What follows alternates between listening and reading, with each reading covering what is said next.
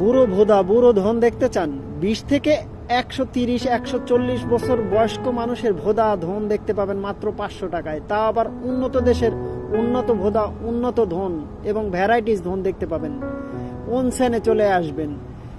কেউ কেউ বলে থাকে পৃথিবী থেকে নাকি 50 বছর আগানো, কেউ কেউ বলে থাকে পৃথিবী থেকে 100 বছর আগানো। এদের মতো সভ্য জাতি হয় না, এদের মতো ভদ্র জাতি হয় না। কিভাবে ভদ্র সভ্য জাতি হয়?